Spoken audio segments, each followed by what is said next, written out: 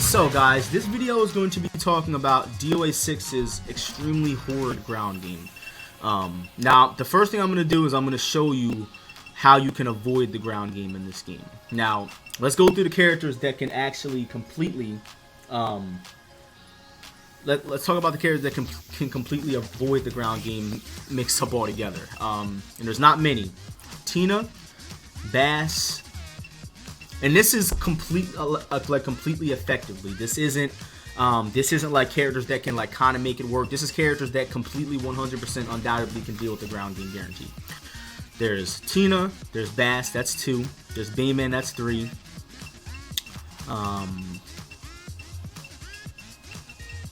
3, there's one more character, Mila. Mila is another character. So any character essentially with a low throw can. Oh, and Neo Tengu. So that's 5. What is that? 5 characters.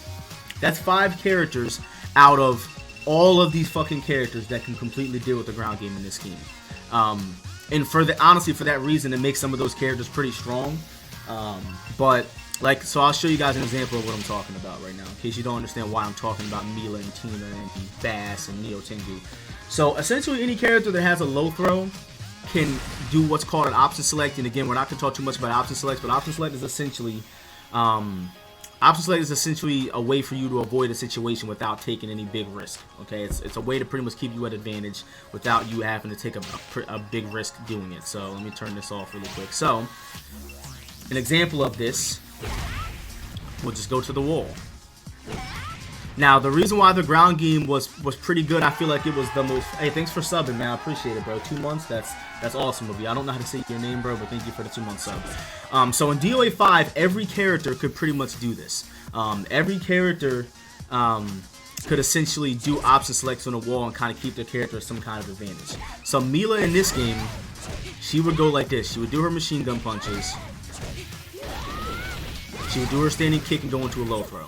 As you can see, that kick timed it so that the low throw would connect. If they got up, how plus are you right there?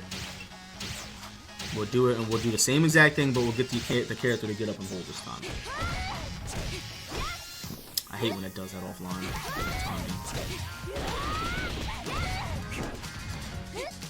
So that keeps Mila at +1. It keeps her at frame advantage. I think you can get different advantages depending on how they tech. But ultimately, that makes it so that Mila doesn't ever have to deal with people getting off the floor and just mashing random stuff. Again, she can do the same thing here.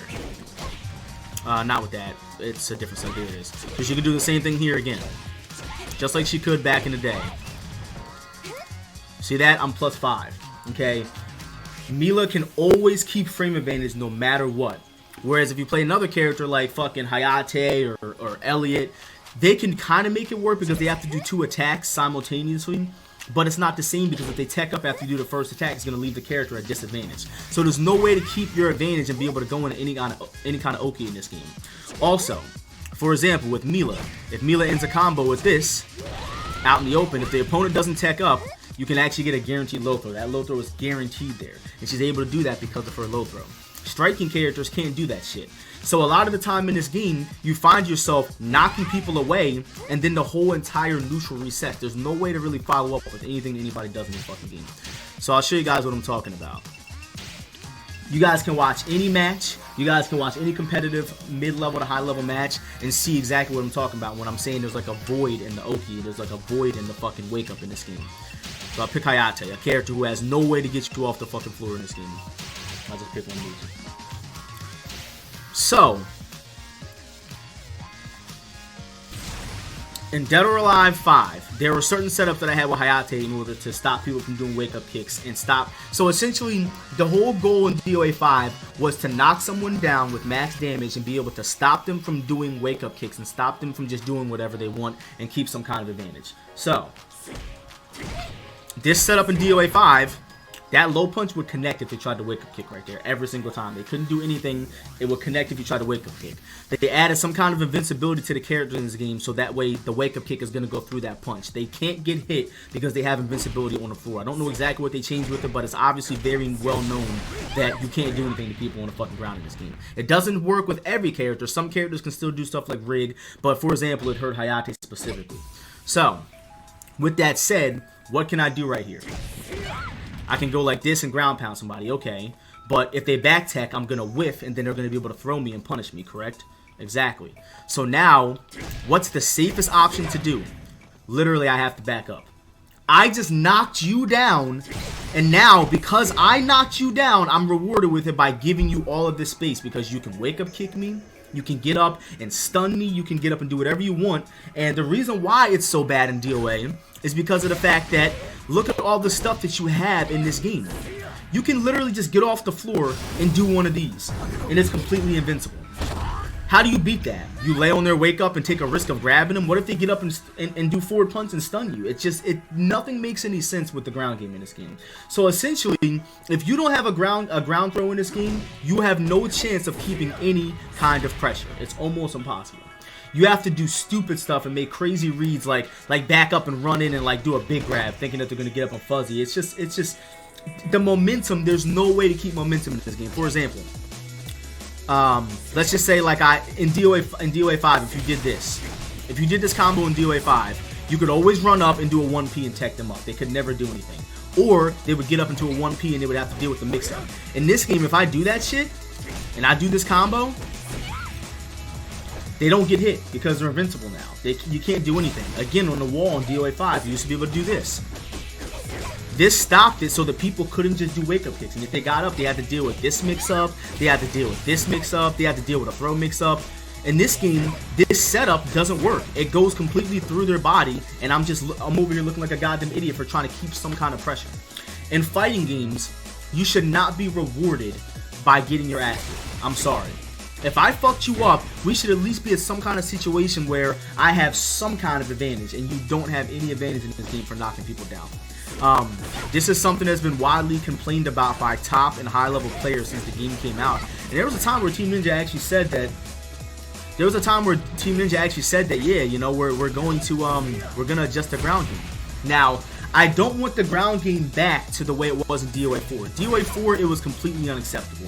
DOA 4's ground game was so flawed with not being able to do anything to the point where every time you knock somebody down, you could come up with a setup to stick them to the floor. So in DOA 4, for example, I don't know if you guys remember this. If you did this in DOA 4, Momiji would stick to the floor and your next low punch was guaranteed and it would tech them up. They were what we called unteckables. Now DOA 5, they had unteckables, but it was nowhere near as extreme because in DOA 5, the only way to get this to work is if you hit them exactly when they hit the floor. That was in vanilla. Now, in DOA 5 last round, you could do the same thing, but they had the option to get up. You couldn't just stick them to the floor like in DOA 4 and DOA 5 vanilla. Again, DOA 4 was the ultimate extreme when it came to sticking people to the floor with attacks, and it shouldn't have been like that. But at least the way it was in last round, where you could at least be able to fucking hit people on the floor and stop them from doing wake-up kicks, come up with no time and setups. Again, another setup that I had in DOA 5 was this one.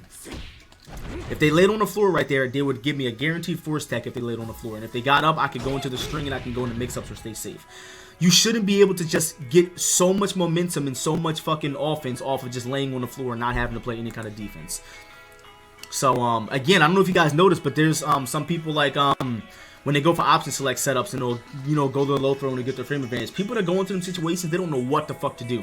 Like, if you miraculously somehow tech somebody up in this game, they always get hit because they don't know what to do. They're not used to having to think about fucking playing defense in this game anymore. In my opinion, I do believe that the DOA 5 series had the best OP for sure, because you could tech someone up and go into an unholdable in 4, and that was completely unfair. Not being able to get off. So literally in DOA 4, this is how it would go. You would stick them to the floor. That was guaranteed if they stuck to the floor, and you can go into an unholdable like this. That's bullshit. It shouldn't have happened like that. And last round, however, if you did one of these, you could at least hit them so that the wake-up kick is taken away, and it makes them either make themselves get off the floor. It's just they took it away. You know what I'm saying? And I just would really, really love to see it come back to the way it was before. Don't get me wrong, you can still do stuff like this. But what happens if I do that? You know what I'm saying? Like, for example, if I do this, if I go for this low punch and they tech themselves up right there, I'm at disadvantage. Like, and that's only off of a bound. You cannot set this up any other way unless you do it off a bound. And the reason for that is because when the character is in the bound state, their character is going to be flat. You see that? It's times when their body is flat so that there's no way to get out of that. However, they can avoid that low kick. The low kick's not guaranteed, but it's just the fact that we can only keep advantage off of bound. These are our max damage combos. Like, why would I want to do that right there when I get all that damage off the close hit? You know what I mean? a lot of people were like saying, oh, well, you know, you complain about the Tekken's ground game, but you can't force people off the ground in Tekken. Like, bro, that's not the same. Like, in Tekken, there's no stun system. You can't get off the floor and do one of these and completely fuck someone for trying to guess a wake-up kick.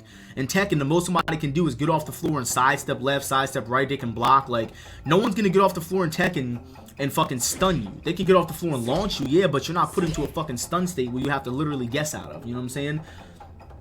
In Tekken, there are invincible wake-up kicks. Another thing, again, just like Display Lag just said, in Tekken, the wake-up kicks are not invincible. You can fucking hit every wake-up kick. You know how sometimes in DOA how we hit wake-up kicks? In Tekken, wake-up kicks literally don't have any priority. Like if you do like a low wake-up kick off the floor and the counter hits some launches somebody, that's what they get for staying in your face. But wake-up kicks in this game are almost fucking invincible. There's no setups that completely avoid wake-up kicks, and that's what the whole thing. I have to literally sit here and knock you down and wait 3 days. As a matter of fact, I want to test how long it takes for the person to actually get off the floor. Hold on a second. Let me see. I want to see if I can set this up. Let me see if I can set this up real quick. Alright,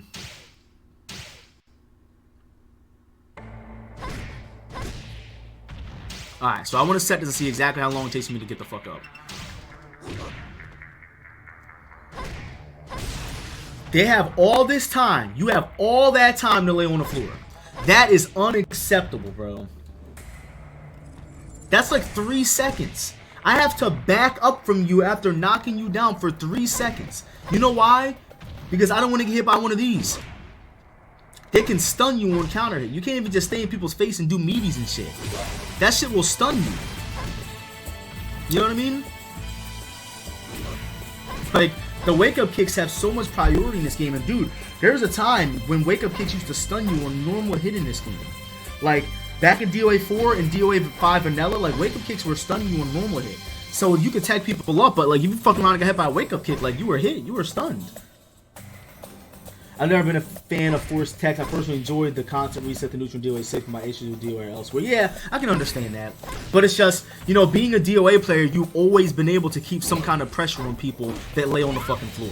Because that's just always the way DOA was. Now, if they would have approached it some different kind of way, then, you know, like approached it a different kind of way, for example. Like, they didn't have to make it so that you can't do anything to people on the floor. Give me something. Especially like when you can't even guarantee ground pound people. Like they can just back tech and throw you or punish you, you know what I'm saying? Oh, Rachel again, I'm sorry. Rachel is another character that doesn't really have to deal with the ground game because she has to stomp. So, you know, there are characters in the game that can avoid it, but then you have 75% of the cast who can. It's kind of like, what the fuck? Like, so again, a big problem that I have with DOA 6 right now is the Oki. The ground game is completely flawed, especially when it comes to like the wall. Like, you hit somebody on the wall and you can't even fucking keep any advantage off it. Like, I can't do any of my old setups anymore. Just doesn't work anymore. Like, all that stuff is taken away. So they need to adjust that, and I really hope that that's something that we see changed in the future with the ground game.